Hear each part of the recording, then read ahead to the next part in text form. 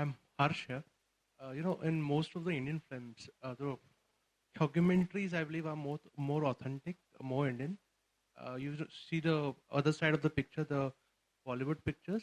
I don't know if it's a personal question, but I believe most of the actors sees the Hollywood movies, the Robert De Niro or any kind of Godfathers, and then they emanate the acting skills. Then they do it.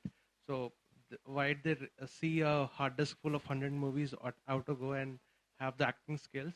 The documentaries are something much more authentic and much more reliable because you have the real life emotions from each of the characters as such, and thereby you find the real story actually rather than making it some kind of storybook or any kind of book. So the fictional aspect and then combining it with the acting and something different, and the documentaries as such are much more reliable. On a lighter note, did the Money Call, the Manju Main and the other lady, did Manju Main saw the first movie or the other ladies saw the Manju Main? Because it will be interesting thereby. So Manju Bain has obviously not seen Uski Roti, and I don't think he'll ever watch it. But Lalita Krishna, the editor of the film, actually was married to Manikal, and she did edit some of his films, if not Uski Roti.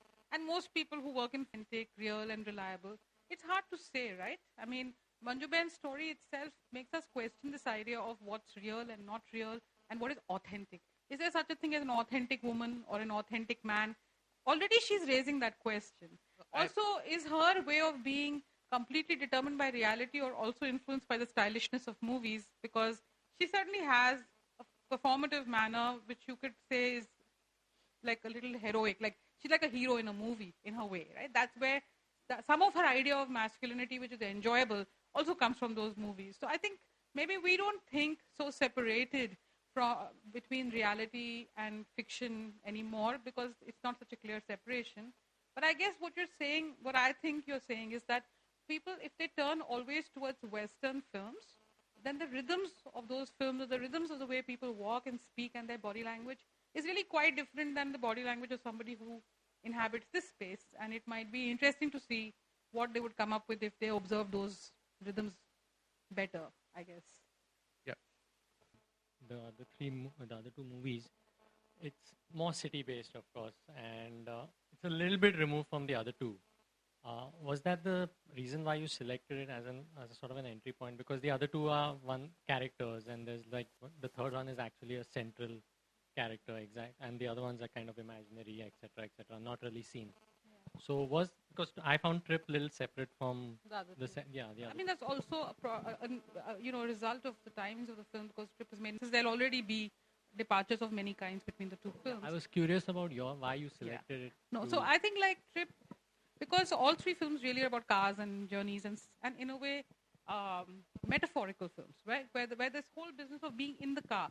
So what is interesting about all three films is that they're not looking at the journey as this kind of literary journey, you know, how people say the character's journey and all that. It's actually, the journey is real, it's physical, and it's kind of a small journey.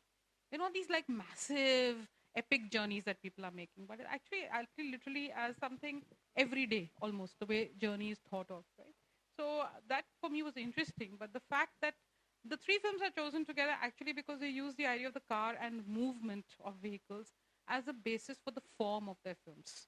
And I mean, Pramod Pati does it very differently, I think, also for reasons of when the film is made and what the presence of the car itself means in the city. I mean, in the 60s, we are saying not everybody has cars. Public transport is much more common, but people are beginning to have cars. And you are seeing the city get populated and filled up. And, you know, I think it's also interesting because every generation says, the city's become so crowded. The city is just becoming crazy. The city is going to the dogs. And you see a sort of reflection of that feeling. I don't think he's saying it negatively, but he's like, the city is a crazy place. The city itself is a trip.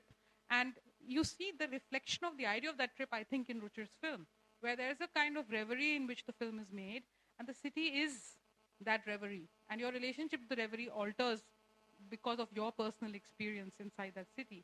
So I think what happens is really like Pramod Pati's film is a long shot. And then you go closer, you zoom in closer and closer and closer to the people in those cars and those lives. And, you know, the way the cars are broken, so people are wounded. And yet we all somehow, we wound each other in the city, and yet we carry on together. So it's not a very detached kind of idea. There's also the way that they are evoking character differently. Pramod Pati's film is most traditional in a sense because the city is the character of his film. And in the other two, it's not so clear. Yeah, everything is a bit more mixed up.